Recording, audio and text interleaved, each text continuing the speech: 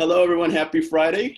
Welcome to the first in a series of free weekly seminars designed to help businesses reopen after being closed as a result of COVID-19.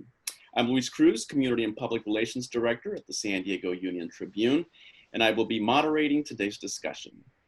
These Back in the Workplace seminars are part of the Union-Tribune's Together San Diego initiative aimed at helping businesses, workers, and the community recover from the economic impact caused by the pandemic. As you know, COVID-19's impact on the global economy has forced organizations in every industry, including architecture and design, to flex and evolve both in real time and in the long term. When this crisis subsides, most of us won't return to business as usual, so we want to make sure you have the latest and most accurate information. Joining us today for this important discussion is Marie Burke Kenny. Marie is the leader of Procopio's Labor and Employment Practice Group and a member of the firm's Management Committee. She was named Businesswoman of the Year in 2018 by the San Diego Business Journal. She is ranked by Best Lawyers in America and Super Lawyers in the category of employment law and was named one of the top 100 women lawyers in California by the Daily Journal in 2015. Also joining us today is Elif Tinney, Design and Senior Workplace Director at Gensler San Diego, an architecture and design firm. Elif has 18 years of experience in designing for corporate, technology, government, and education clients. She collaborates with clients to understand their business goals and their cultural aspirations to provide design solutions that foster a positive human experience. Marie and Elif will each be giving us a presentation of up to 20 minutes, and then we'll allow another 15 minutes or so for some Q&A. You can ask your questions in the Q&A box on the lower right-hand side of the screen. And Marie and Elif, thank you both for joining us today. We'll kick things off with Marie Burke Kenny, who will discuss important employment practices and policies to navigate the new employment landscape created by COVID-19. Marie?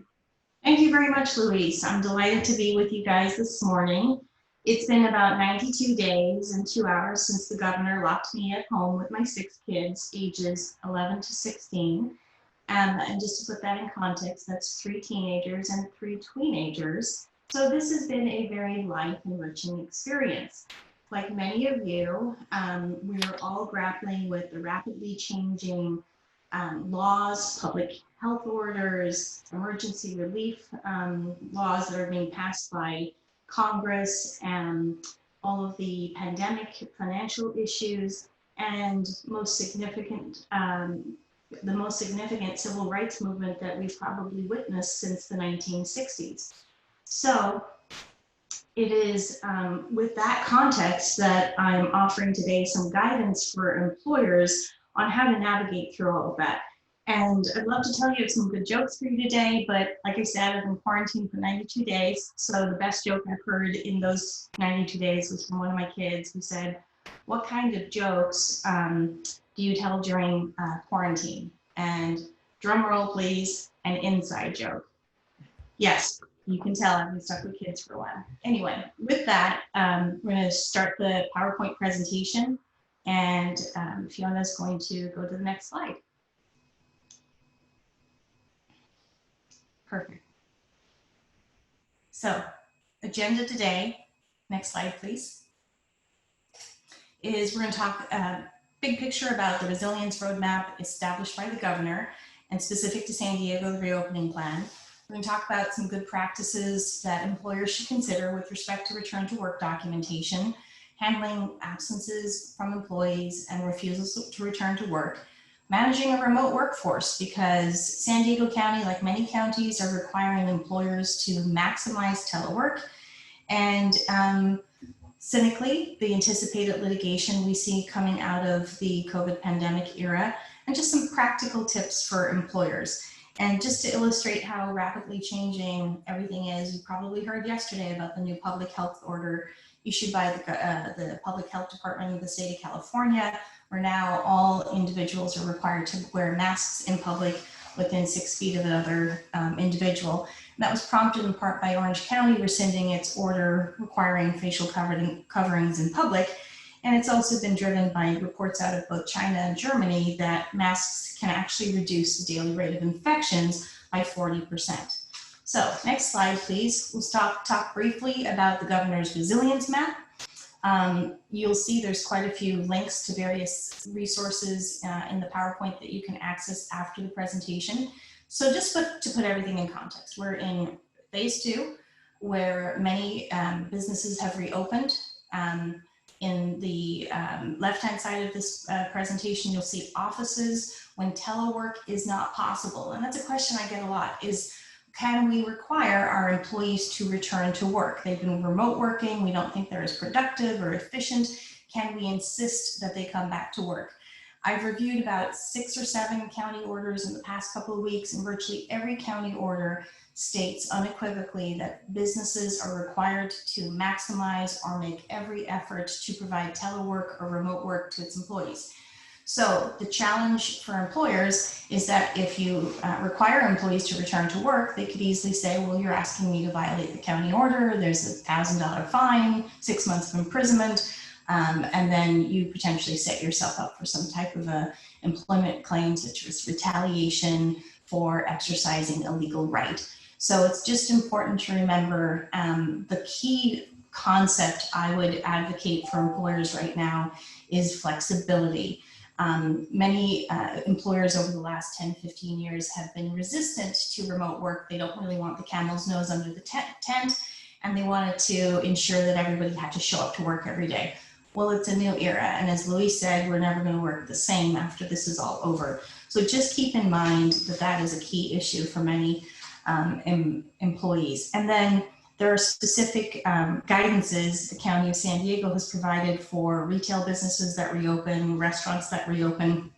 And they've actually done a really great job of posting a reopening plan that's generic to most businesses. So let's go to the next slide and highlight just some of the aspects of that reopening plan. This reopening plan, the link is on the next slide, but let's just focus on, again, first foremost, teleworking opportunities must be maximized. Employees have to be told to stay home if they're sick. After 90 plus days of this, I'm sure you're thinking, no duh, if they're sick, they should stay home. The county has confirmed that temperature checks are still required of employees who are entering the workplace. And if they have a temperature of more than 100 degrees, they must be excluded. Employees must wear face coverings in the workplace if they're within 6 feet of each other. If they're in a private office with a locked door, it's not required.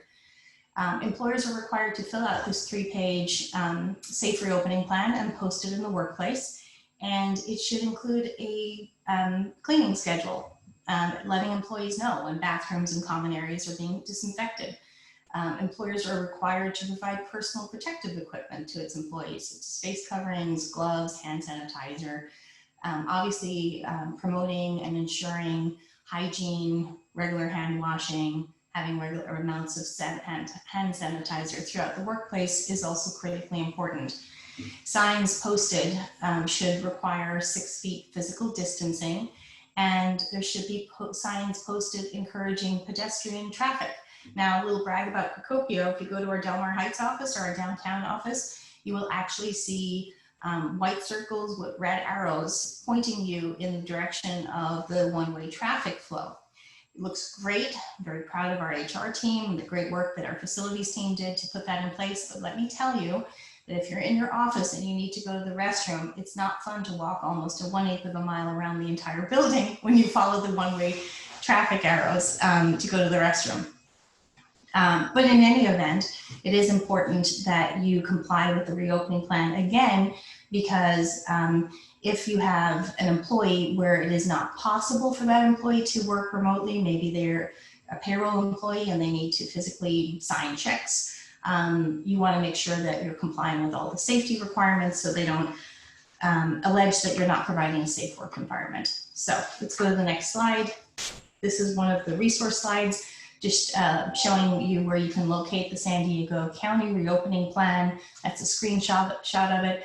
And here's some other county orders that also talk about return to work. So let's go to the next slide. Before you get too overwhelmed by the sheer amount of information on the slide, this is kind of the issue spotting, things that you could consider when you're actually ready to physically return your employees to work.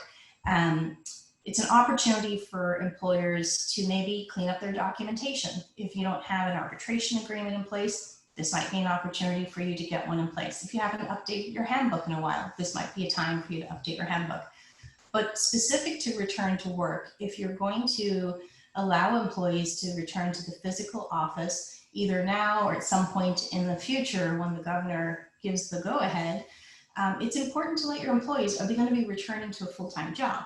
Or is there going to be reduced pay or reduced hours? So you want to identify that. If you're currently allowing employees to return to work, obviously there may be a risk, but at least consider providing staggered schedules to reduce the number of employees in the physical workplace at the same time. You could take, a floor of a building and divide it into 2 or 3 groups and say Group A employees come into the office Monday, Tuesday, Group B come in Wednesday, Thursday, Group C comes in Friday, and then you rotate that. It's important to make sure that you're doing temperature checks at the point of arrival at the workplace. You cannot require employees to do that temperature check themselves at home. We asked, the county said no. They said, employers, that's your responsibility. And for those employers who have generate more than 25 million in revenue or collect 50,000 pieces of consumer information per year, you may need to provide a privacy notice under the CCPA. One of our excellent attorneys, Elaine Harwell, has been working with our clients to provide those types of notices. This is an opportunity for you to update your illness injury prevention plan. That's an OSHA requirement, and have mandatory safety policies that are specific to this COVID pandemic time. Make sure that you let employees know the consequences for not complying with safety requirements. If you have an employee who says, I refuse to wear a mask, and yet they want to come to the office, they lose the privilege of coming to the office. If you're going to have any mandatory testing, you want to make sure that you make that clear to employees, identify opportunities for antibody testing. Now, the EEOC came out this week, which is the U.S. Equal Employment Opportunity Commission, and said you're not allowed to require antibody testing of your employees. And some of that is because it's not considered to be that reliable, about 50% reliability, but you can provide it as a benefit to your employees if you choose to do so.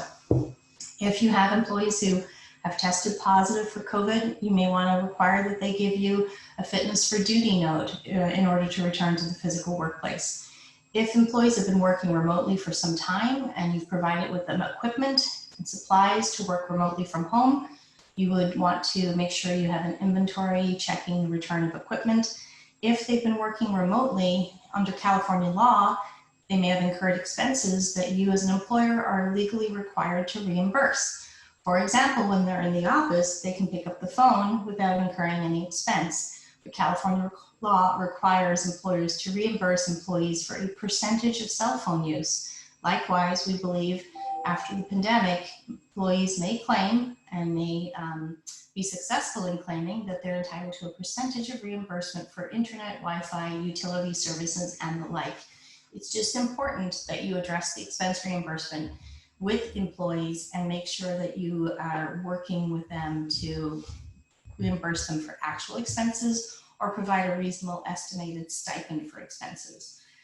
You might wonder why I say no violence or discrimination in the workplace during the pandemic. We've had examples in the news of employees who said, you asked me to put on a mask, I'll show you my Glock. So obviously no discrimination, no workplace violence. We've seen some unfortunate bias arise with respect to stereotypes that certain individuals are more likely to spread the coronavirus. So it's just an important time to reiterate zero tolerance for discrimination, harassment, workplace violence. And if you have employees who are showing up to the work and waiting in line for temperature checks and they're hourly employees, you will need to pay them for those temperature checks. But again, it may be a gray area if it's required by the county that you operate in. So lots to consider. Don't get too overwhelmed. It's kind of a think about these things. You may not want to do everything on the slide. Let's move to absences or refusals to work. Next slide, please. So you probably are aware that that Congress enacted the Family First Coronavirus Response Act, and with that law provided emergency paid sick leave and extended family medical leave. But when those leaves expire, again, flexibility is the key here. You may nonetheless be required under California law to provide employees with the unpaid leave of absence to accommodate them for a medical condition, maybe being immunocompromised. And frustrating to employers is sometimes a refusal to return to work where telework is not possible. Had some clients say, Marie, I asked my employees to return to the workplace and they're telling me they're earning more money on unemployment and they refuse to come back. What can I do about that? So we'll talk about that in just a second. And then just as a reminder, there's new workers' comp coverage for COVID in the workplace. You just have to be aware with all of these issues of absences or refusals to return to work, the risk is that you as an employer may be actually liable for retaliation. So let's take it one at a time. If an employee gives you the required paperwork to take 80 hours of COVID paid sick leave, provide the 80 hours of COVID paid sick leave. You can get a tax credit from your very next quarterly withholding for payroll to offset that 80 hours. If you have an employee who's home with a young child due to school closure, and we think by extension maybe summer camp closures, they may be entitled to up to 12 weeks of extended family medical leave. We could do a seminar just about those two topics. Refusal to return to work. You have to be very careful. If an employee is saying, I am not coming back to work, I'm earning more money on unemployment, and you get that in writing and it's black and white like that, yeah, you can fire them. However, it's not always that clear. Usually it's something to the effect of, I'm okay, I don't need to come back to work. And by the way, I'm really worried about this virus. My family has a history of having immunocompromised. I live with an elderly parent, and they might bring in protected activities or protected bases for not returning to work.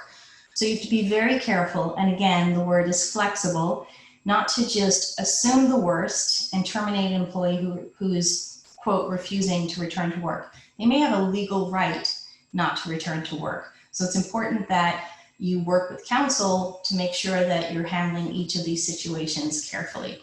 Like I said, if they say outright in an email or a text, I'm not coming back, I'm earning great money on unemployment, that's pretty much a no-brainer. So next slide, please. For now, it seems like with all the county orders virtually mandating that employers maximize telework, I thought it'd be helpful to just go over some of the legal issues and some of the management issues that we've been helping our clients with during this time. So first up is the legal issues. It's very important if you, prior to the pandemic, had a predominantly in the office workforce, and now they've gone remote. It's important to have a remote work agreement where you go through issues such as confidentiality of information, honoring your electronic communications policy, dealing with expense reimbursement, telling employees to record their time and take their meal and rest breaks. All of those issues would be well documented in a remote work agreement.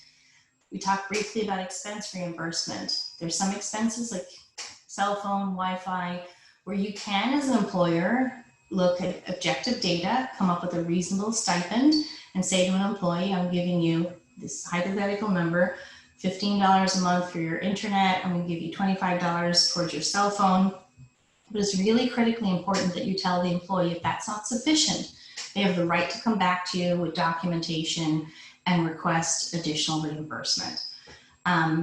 Again, you would think with wage and hour compliance, employees are working from home, there shouldn't be a problem with them taking meal and rest periods. But in fact, I can tell you as an exempt salaried employee, I find sometimes it's harder to leave my desk to use the restroom. And so it's an important time to reiterate to employees, please take your meal periods, please take your rest periods, please record all of your time, because you don't want to come out of this pandemic with a wage and hour class action or representative action. When you send your employees home, or if you're allowing them to continue to work from home, it's a good idea to just give them some basic safety training, how to set up their computer, how to put their computer at eye level, how to position their chair. Procopio again, shout out to the HR team, did a great, huddle. We meet every week for 15 minutes virtually now. It used to be in person at every office, and we talk about our culture and our values. And at one of our huddles, our HR director talked about safety, working safely from home. So having that type of training is important. Management issues. We also hear from supervisors, managers, they're frustrated. It's harder to manage employees remotely. There's suspicion and assumptions, they're not working.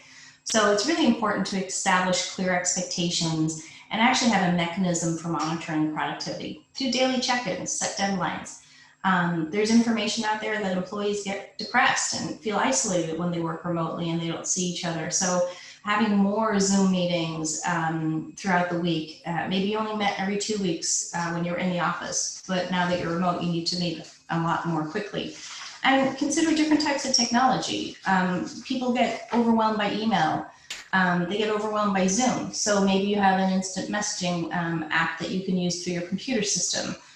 Recently, I instituted using Jabber with my team, and it's been very helpful because you can screen share. You don't have to look at each other. You can hear each other on a phone call and do screen share. So those are just ideas for how to manage productivity and employees during a remote work period. And again, just, industrial psychologists are telling us repeatedly that this is a particularly difficult time for obviously us, but our employees. Most of all, humans crave predictability, and that's all but disappeared. Nobody knows what's going to happen with the economy. Nobody knows when the virus is going to be contained. And working remotely presents huge socializing problems. And attorneys are particularly guilty of being lonely, and it's considered one of the loneliest occupations. So now more than ever, it's important to enhance the communications through regular communication and not just make it all work related. Have a frivolous, bring your pet to your Zoom meeting or bring your kid to your Zoom meeting. You've been hearing about virtual happy hours, obviously within reason, but those are important things to do to create socializing opportunities for employees. Why is this important? Why is an employment law attorney telling you about this? Well, at the end of the day, my primary goal is to prevent employers from being sued. And the reason that employees sue is not what happened to them, but how it happened to them, feeling misunderstood, feeling that they weren't treated fairly. There's no right to fairness in the Constitution, but every single employee believes there's a right to relative fairness. So making sure that there's opportunities to create cohesion, combat isolation, is really critically important. Having a series of, webinars or on mental health or creating virtual happy hours or coffee chats, those soft touches can really go a long way to keeping your workforce engaged. And when you have an engaged workforce, they take care of your clients better, they take care of your customers much better, and they're a lot less likely to sue. So that's just some issues to seriously consider with respect to managing remote employees. So let's go to the next slide. This is where the cynical attorney must report that we're already seeing some lawsuits being filed right in the middle of COVID, alleging employers are not providing a safe workplace, alleging that employees who brought up safety concerns are being fired in retaliation for whistleblowing. So this here is just kind of a slide that talks about these are the types of issues that employers should be watching for. If an employee is making a good faith complaint regarding safety and you're stressed out and you know that you've worked your you-know-what off to make sure every single protocol is in place and safe, it's still important to take that safety complaint seriously and not have any knee-jerk reaction and terminate employees right after they make safety complaints.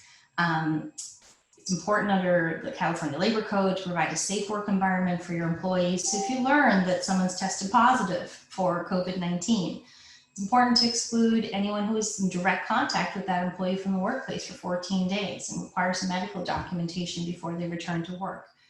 Like I said, we're seeing a rise in the types of discrimination or harassment claims For example, the EEOC came out this week and said, no employers, you can't automatically exclude people who are 65 years or older from the workplace. That's their choice, not yours. So if you get to the point where we're allowed to bring people back to the physical workplace and there's still not a vaccine, you can't, out of the benevolence of your heart and your concern, say, well, we're not letting anyone over the age of 65 return. That's their choice, not your choice. Under the new laws, failing to provide the COVID sick leave or extended paid leave, those are going to be new claims that we anticipate. Failure to provide reasonable accommodations, that's really just a failure to be flexible. If an employee tells you they have a medical condition, they're entitled to unpaid leave. Unfortunately, we've had clients who had to shut down work sites overnight, and typically you're required to provide 60-day notice under the Cal Warren Act. The governor issued an executive order allowing a shorter notice period for unforeseeable business circumstances, but nonetheless, we anticipate those types of lawsuits. In fact, there have been many filed throughout the country already. And last but not least, wage and hour class action and private attorney general action, representative action claims, which are very predominant in California right now. And the issues would be not reimbursing employees for remote work, making them wait in line for a temperature check, not paying them. And my colleague loves to shake his head and say, and so, don't be surprised if you see remote work employees saying they didn't get a meal or rest period at home. The last slide is just kind of some practical tips for employers based on our counseling practice, the types of issues we're seeing come up with our clients. Now more than ever, it is critically important to have reliable and transparent communication. I hear over and over again that employees often feel left in the dark, and they feel more so that way right now. And so it's important to be transparent. If you don't know if there's going to be a layoff, just say that. And it's important not to overpromise. You can't say, oh, don't worry, I'm sure your job will be fine. We don't know. But I would be transparent, and I would have regular communication, again, as a way to help create an engaged workforce, prevent claims. It's important to assess the realities of when the workforce will return to work. There's some old school supervisors who will say they need to return to the work now. I'm done with them working remotely. I would recommend that you do a survey. Who wants to return to work? What percentage of your workforce believes they would return to work if allowed to do so in the next 30 days, 90 days, 120 days? What about by December 31, 2020? This is an opportunity to realistically look at your physical workspace needs in 2020 and beyond. Be realistic about it. Establish, if you decide to return everyone to work and the governor allows it, have a return to work safety plan. Have, if you decide to allow a significant percentage of your workforce to continue working remotely after the pandemic ends, have a plan for effective remote work, like the issues we talked about from managing remote work. Do safety training and consider the documentation on the slide about return to work documentation. Again, you heard me say it now 5 times, be proactive and be flexible. And most of all, be empathetic. You're stressed out and your employees are stressed out. And now's the time that as supervisors and employers, we need to dig really deep, and we need to find that empathy and compassion. And one way to do that, this is just the Marie Burke Kenny life advice, is turn off the news. Stop reading all the bad news. One of my favorite apps is called the Good News Network. And you go on there any given day and you'll read something really great about, on Mother's Day, Lowe's sent $1 million worth of flower baskets to senior citizens because they couldn't see their kids because they're living in nursing homes. And, you read great news about how people are helping each other out. You hear about companies donating footwear and scrubs to healthcare workers. And you hear about the granddad who used a drone to deliver donuts to his grandkids. It's good stuff. So, I've heard repeatedly that if you tell a person a piece of bad news, you need to counteract it with 3 pieces of good news in order to keep them in a stable emotional place.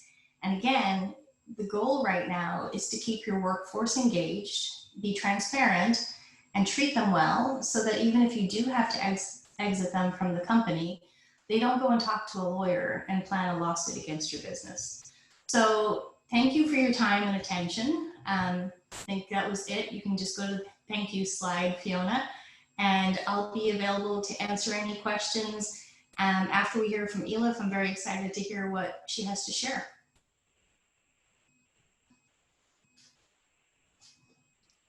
Thank you.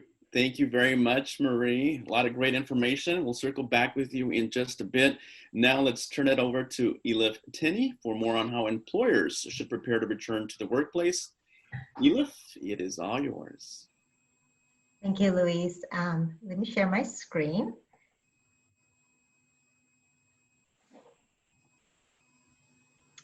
Okay, all right. Well, thank you for having me, Louise, and thank you, Marie, for a great presentation. It was very insightful, and of course, thank you to San Diego Union-Tribune for hosting this important discussion. Again, my name is Elif Tinney. I'm a design director and a studio director here at Gensler in San Diego. I focus on workplace practice area, particularly with our technology clients. We are a global design firm with offices across the globe, with over 6,000 architects and designers. And what I would like to share with you today is our insight into returning back to the office. And it's going to be, there are two components to it. The first part is going to be about some of the survey results we received back from employees working from home currently, led by our Gensler Research Institute. The second component of it is going to be based on the outcome of that, and what we are hearing from our clients. What are some of the strategies that you can deploy within your workplace to ensure that your employees are feeling safe? So, you know, as you know, we are in an unprecedented moment in workplace history. With moments like this, we always have the opportunity to really reflect and redefine what our future of our cities and workplace environments are going to look like, and really focus on creating a workplace environment centered around equity, health and wellness, as well as human-centered design experience.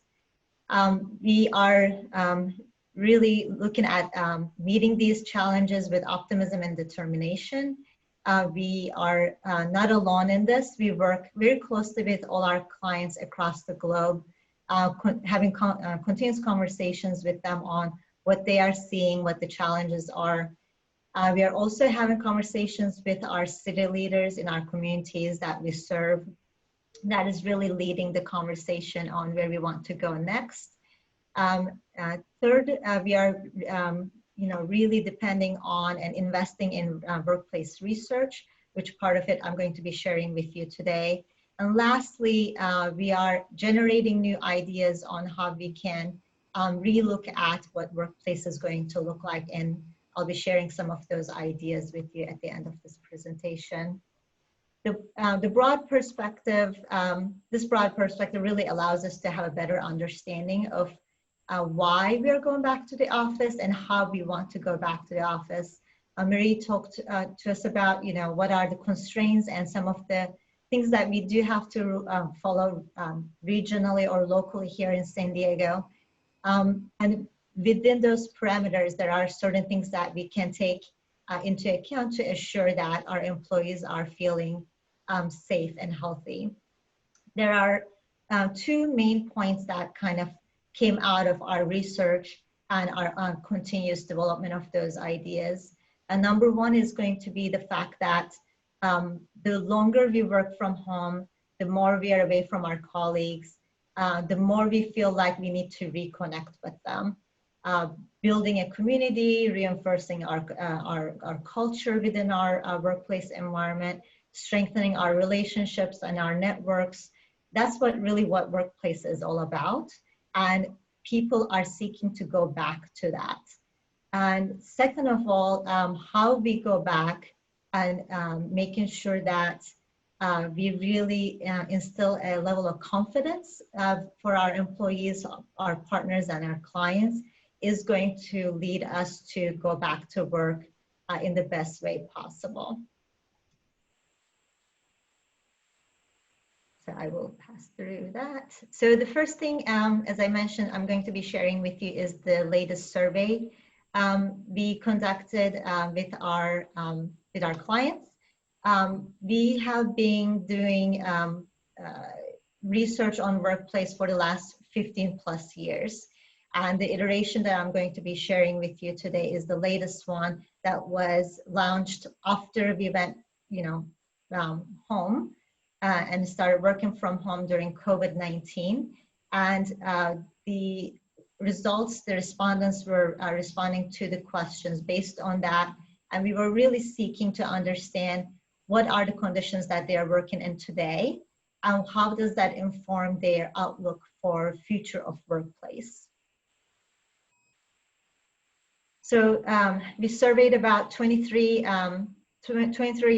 US workers. We had a broad range of different levels of professions, different markets, anywhere from government and defense to media to technology and sciences. And then we also had a really nice variety of generations that participated in the survey. So we believe that we have a nice cross-section of the US workforce with this small survey.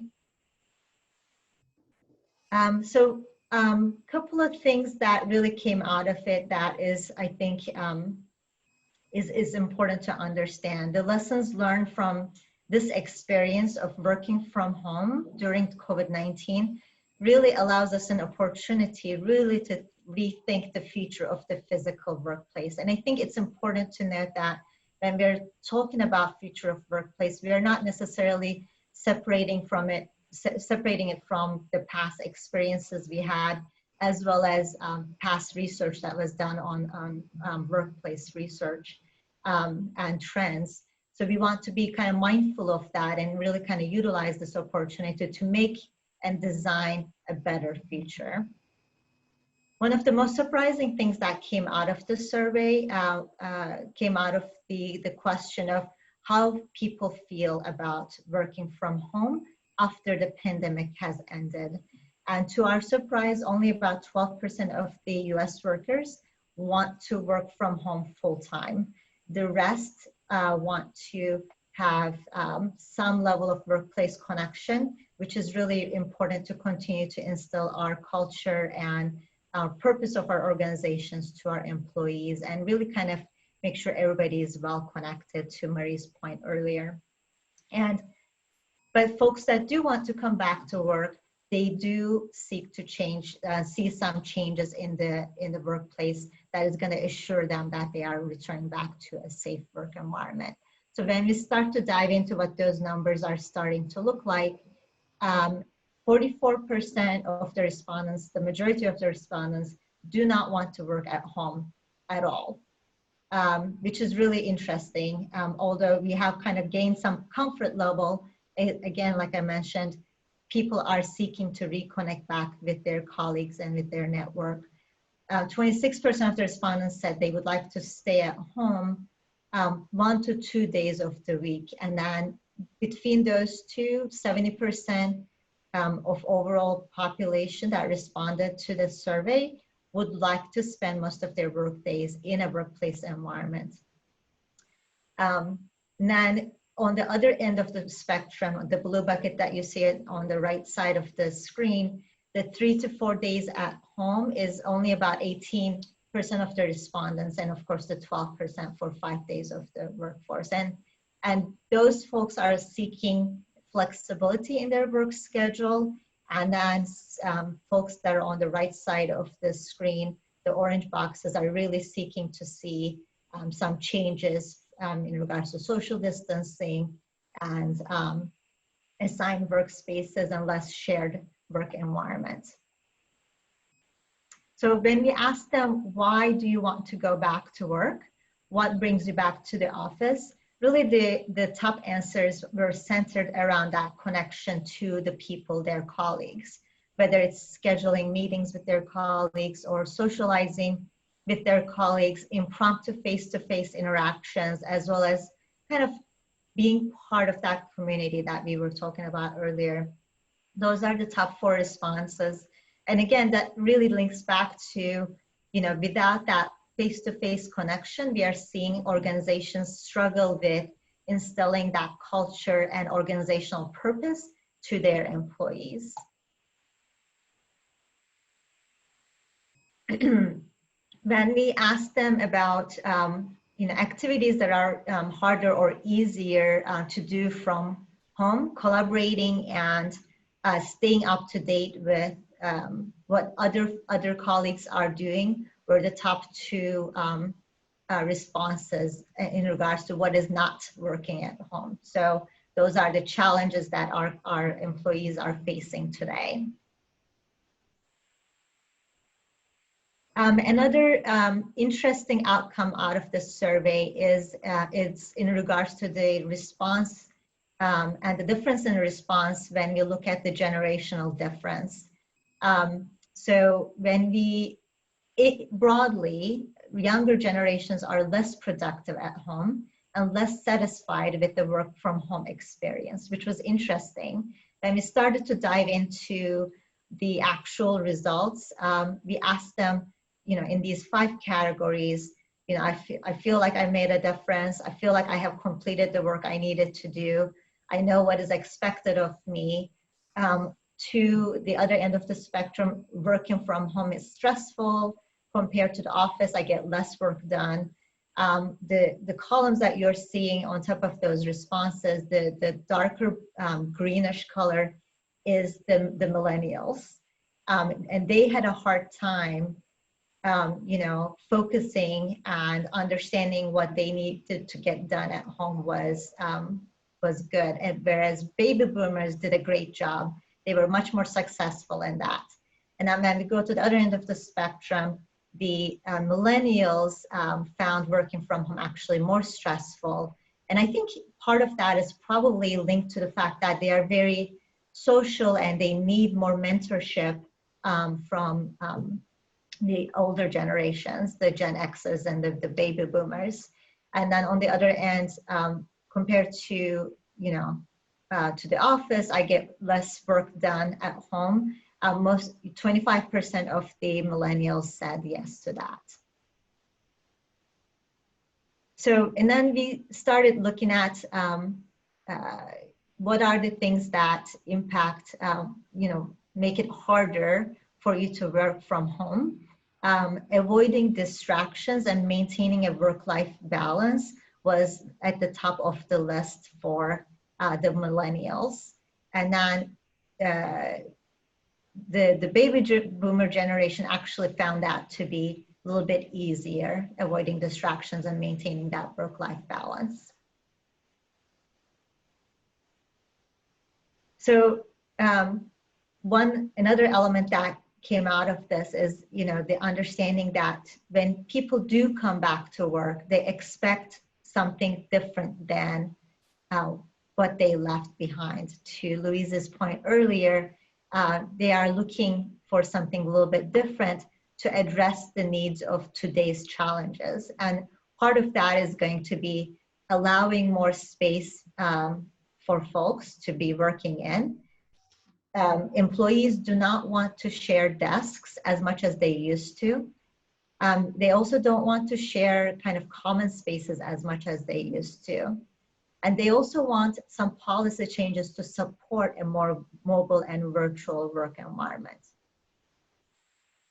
So when we asked them what would make them feel more comfortable coming back to the office, the stricter policies, the main answers were really, the top answers were around policy.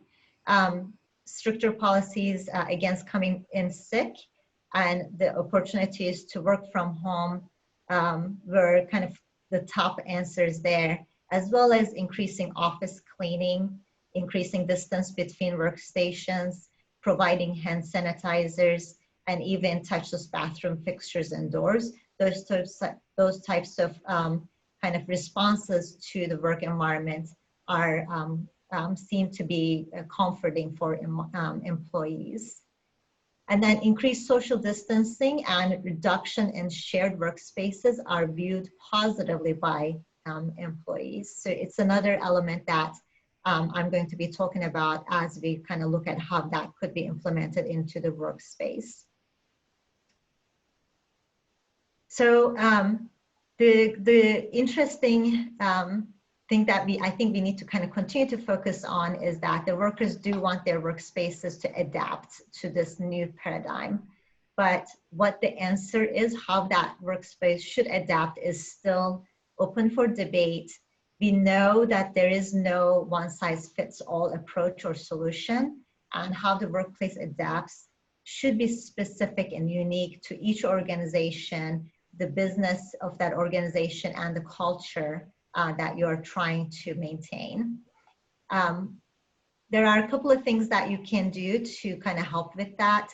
One of the tools Gensler have developed is similar to the survey results I have shared with you. We have actually developed a work from home experience survey that is made up of subset of questions that we just shared with you, and that allows you to gain some insight into your employees. To Marie's point earlier, surveys do go a long ways, and we have internally, actually, Gensler have deployed these surveys internally for our employees to get a better understanding of what are they looking for and who is willing to come back and what is the individual circumstances. That will give you the insight so that you can start to reimagine in the short term as well as the long term what your workspace and workplace needs should start to look like. So going back to the office, going into the second component of our presentation, there are really kind of 4 buckets of elements that we kind of want to be thinking about. The first 2 is really about the when and the who.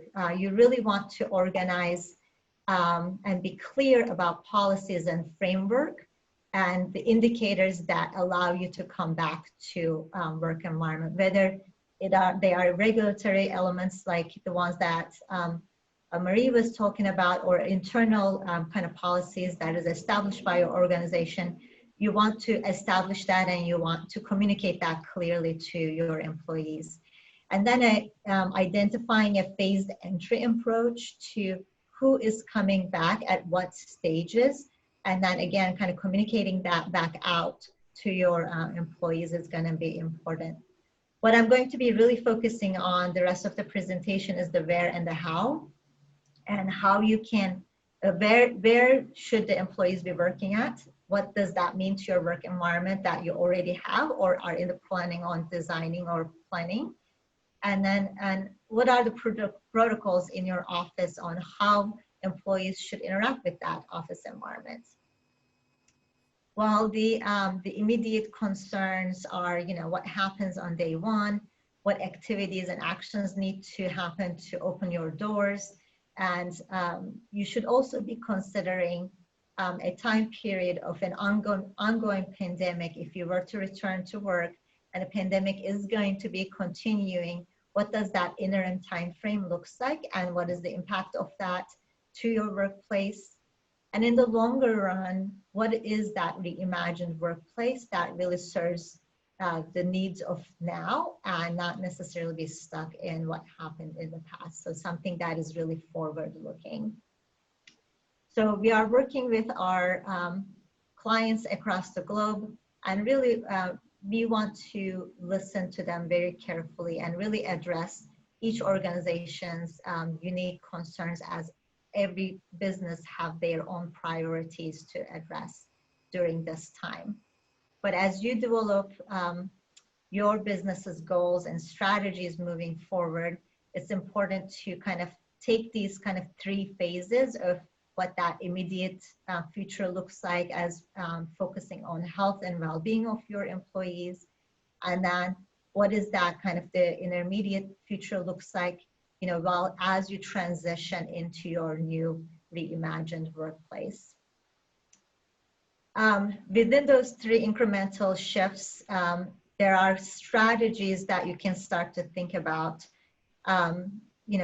focusing on health, anywhere from screening and monitoring protocols to increased cleaning and hygiene and physical distancing, along with what is regulated within your jurisdiction, but also just, as a business, what are your protocols? And then also really thinking about movement within the space, circulation. How do people move throughout the space that really start to support your business? And then going forward, what are the impacts of that to new typologies of workplace?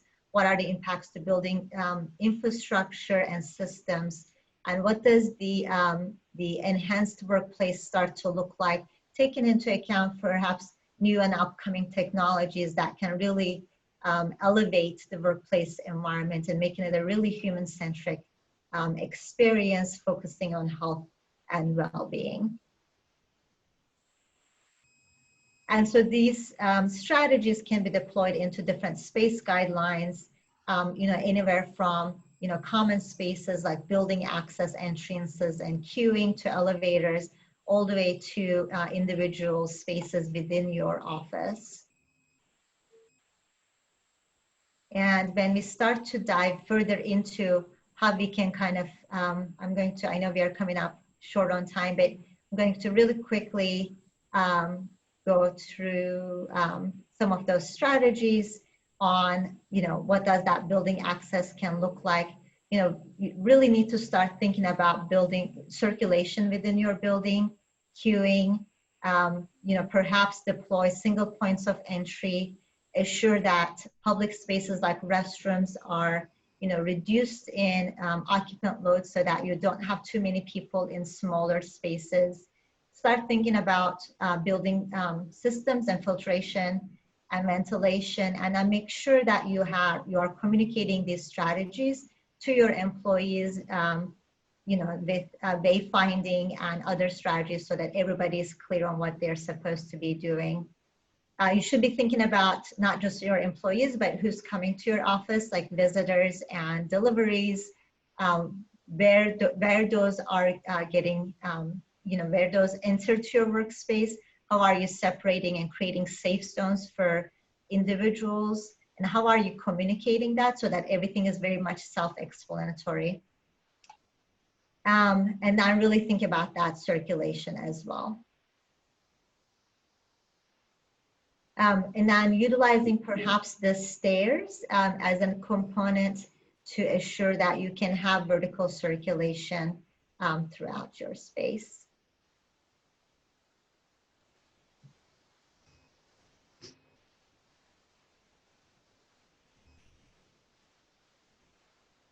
And a couple of other things as you kind of start to dive into the individual spaces within the office, pay attention to especially smaller spaces, assuring that you have, in the conference rooms, for example, or private offices, that you are leaving doors open to promote, further air circulation and, assuring that you don't have too many people within a small space.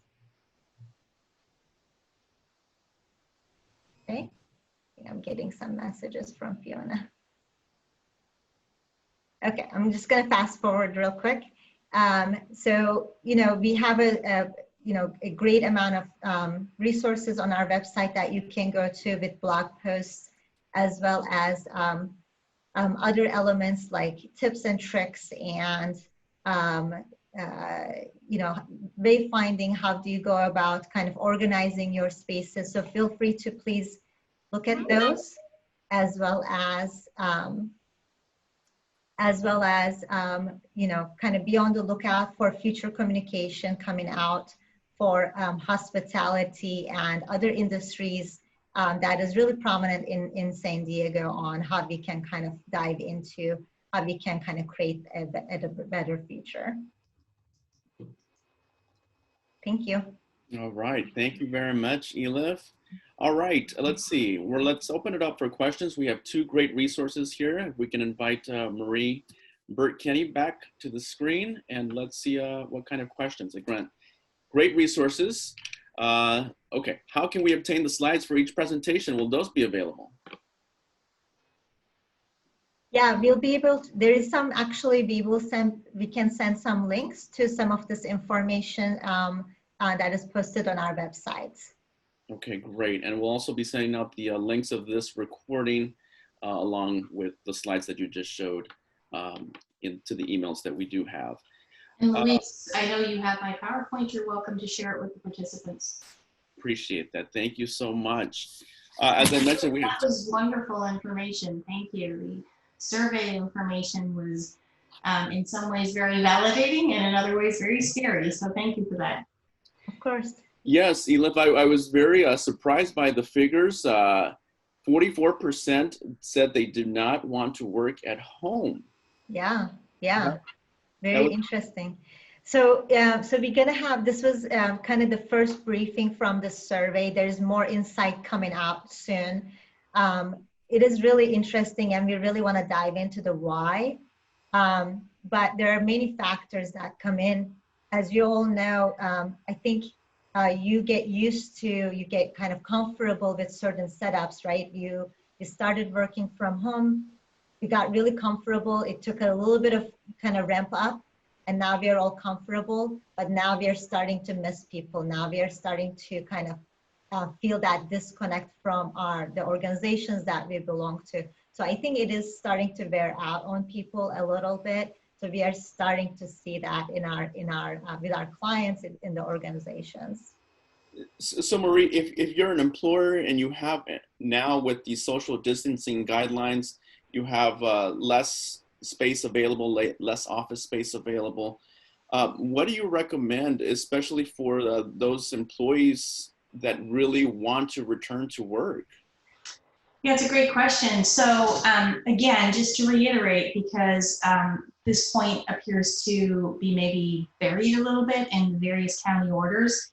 Virtually every county order that I have looked at has told businesses they must maximize telework.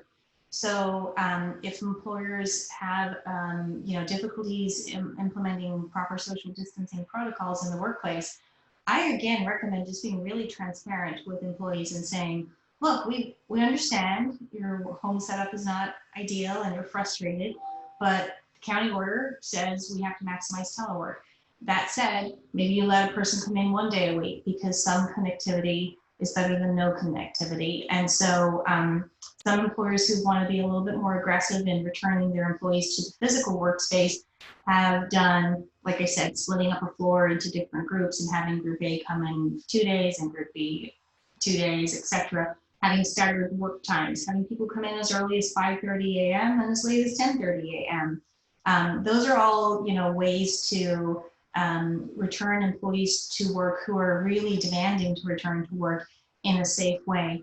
But again, I would be very transparent. There are fines. There's a $1,000 fine and 6 months imprisonment for violating county orders. So it's not a joke. And I think just being transparent with employees saying, we're frustrated too. We want to be in the office. I just think that kind of transparency and realism is what employees need to hear right now. Pamela Razzo has a question, says, thank you both for the info. How can companies strengthen company culture during social distancing after COVID? It's a good question. It is a great question. And I'm particularly proud at Procopio. About 2 years ago, we invested significant resources to have an outside company and help us come in and do, first of all, a focus group with multiple segments of the firm. I think we had 6 focus groups every level of the firm to actually ask the question, what is your culture like? And then over a 2-year process, we redesigned our culture, and we actually have our Procopio Excellence, Culture of Excellence, which goes through our promise, our pledges, our service strategy. And the biggest change was once a week at 11:30 a.m., every single person in the firm stops what they're doing. And for 15 minutes, we have a person, it could be someone from the mailroom to the most successful attorney in the firm, stop and talk about what the culture means to them and pick a particular focus. And that has been a complete lifesaver during the remote period because we're able to do it now by Zoom. And recently we've had some on the Black Lives Matter movement, and it's really allowed us to feel a lot more cohesive as a firm So if you haven't done that already, which, it's a big investment, consider the remote work period, again, to use surveys. What do you think our culture is and what should it be? And then come up with some way of having engagement with employees and get their ideas and input for what they would like to talk about. So those are all great ways to just kind of bring everybody together and help them feel engaged. Disengagement is the greatest ill that really threatens employers right now. I think that is great. The other piece that I would add to that is that we're finding that one-on-one connections and strengthening those one-on-one connections is also helpful. In a workplace environment, you're typically surrounded with your kind of small network, your little glue that kind of helps you go back to work every day, right? So, making sure that assuring that those connections still kind of continue and checking in with your employees or your team or your smaller group of folks that you typically work with on a one-on-one basis. And because it is very personal and everybody's going through, difficult, stressful times. So check in with them, making sure that everybody's doing okay at a personal level and let them know that you are there for them. I agree with that completely. If you only rely on the team or group meetings, you will miss out on that personal connection. So just even once a week, a 15-minute check-in with every single person on your team is very, very beneficial. Great advice. Do you see a change pending in commercial real estate space availability due to this pandemic? Yeah, it's interesting because it has been kind of a big unknown what the real estate market is going to be doing, but we are seeing activity pick back up. So I think it is the big crystal ball right now that, I don't know if I have the answer for that, but right now we are optimistic. It's interesting because I think that a lot of businesses are currently committed to leases, but certainly it's going to change and the landscape of real estate and businesses' use of real estate in the next 2 to 3 years is going to change profoundly. Yeah. Marie, for people who want to work from home, are companies responsible for providing ergonomic office equipment such as chairs and desks? That's a great question. So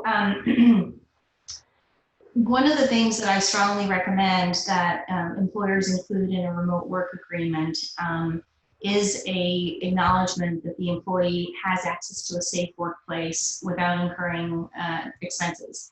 Now, obviously, if that's not true, you have to start with a survey. So about a week before the stay-at-home order, several of our clients did a survey and said, if you had to work remotely tomorrow, do you have equipment? Do you have a safe place to work? Do you have a desk? Do you have a chair? And then based on that information, we were able to then develop the remote work agreements. It is a requirement under California law to provide a reasonable accommodation of employees with medical conditions or physical disabilities. So if an employee says, look, it's just not physically possible for me to sit in a normal chair at home, I have one at work, what can I do? Even at Procopio, we had people showing up in the first week after going remote, getting their monitors and getting their proper chair and grabbing their ergonomic mouse and ergonomic keyboard. It was all kind of ad hoc, but again, it's about making sure that we're actually listening to employees and having that dialogue. But if it's not possible to provide the supplies or the equipment to an employee to work safely from home, an employer can absolutely be liable under the California Labor Code for reimbursing that type of expense. So again, very important to have that open communication with employees about expenses and what they have and what they need, trying to meet that need by providing the equipment, but if that fails, obviously reimbursing the employee. Okay. Let's see, another follow-up question to the office spaces. Will the law allow leases to be broken tied to the pandemic? Well, I'm not a real estate lawyer, but my colleagues are getting a lot of questions about force majeure clauses and extraordinary circumstances. And the answer is, and I'm sorry it's such a lawyer answer, it depends on your lease. But certainly we've seen some of that happen. I don't know about it. Elif, have you seen that? No, I was going to actually forward that one to you. And I'm the employment law attorney, but we have an excellent team of real estate lawyers at Procopio. So if San Diego Union-Tribune would like a presentation on that, let me know, and we'll line up a Procopio real estate lawyer for that. All right, here's another question for you, Marie. Are companies balancing the commuting costs and other costs that employees no longer have with the cost of home expenses to work? That's a great question. So I don't know that they should have any correlation. So I guess what came to mind, what factual scenario came to mind when I heard that was, okay, I live in Carlsbad. I'm talking to you from Carlsbad right now. I commute 35 miles each way every day. That's 70 miles of mileage at the IRS rate of reimbursement at almost 60 cents a mile. And I haven't done that for X number of months. And yet I'm now using my cell phone and my internet to perform work remotely. Can an employer say, well, you're having a cost savings on mileage and wear and tear on your vehicle, we're not going to pay you for your cell phone? You could do that, but it's a great recipe for a wage and hour class action and a representative action in California, because California wage and hour law is probably one of the most restrictive areas of law, and you can't do that this for that type scenario with your employees. You still have to reimburse them for a reasonable percentage of cell phone or internet use. Okay. Is there anything either of you would like to add? Yeah. Go ahead. Well, I was just going to say, thank you again for having us. This was very insightful conversation and discussion. And, I would just add that as organizations kind of look to understand what to do next, I think it's important that we really plan things out in those 3 stages that I kind of discussed, but also make sure that you're communicating that to your employees very clearly on what those steps are. Yeah, I agree. And I would just add that, back to the importance of regular and transparent communication, I would add to that, it's really important to have empathetic communication. It's important to let employees know now more than ever that their health and safety is a priority and that we're all in this together, which I think is the title of the series, Louise, if I'm not mistaken. Right. We're all in this together. And that is a really terrific message, not just to create an engaged workforce, but like I said, prevent employment litigation. So, not all leaders are created equal, and there's a spectrum of emotional intelligence among leaders. So the last thing I would do is, I provide that support for leaders during this time, provide them with some extra leadership training during the remote work period, because personally, as a leader of the labor employment team and a member of the management committee, I know that what's been asked of me as a leader during this period is way more than I can recall in my entire career, just in terms of that constant contact and communication. So having support for leadership, I think, is really important. You can't just tell leaders, be empathetic, communicate. You gotta help them rehearse it and show them how it's done and do that type of training, because otherwise you're just kind of barking an order. You gotta provide that support. Right, great advice. I know we went a little bit over, but I think it was worth it. Very insightful conversation. Marie, I host a daily live online show on our Union-Tribune Facebook page. I'm going to have you on so we can chat about the Good News Network and yes, tell people about some good news. I love it. All right.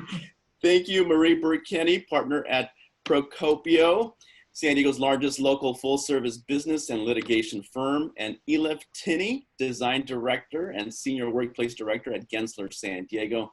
And thank you to all of you who joined us for the Zoom webinar. We want to remind you that our next free business seminar is next week on Friday, June 26th. Representatives from California Bank and Trust will provide a mid-year outlook on the financial markets, and they'll also be taking your questions. So don't forget to sign up for that webinar. Thank you again for joining us. I hope to see you again next week. Have a great day and have a great weekend. Thank you. Thank you.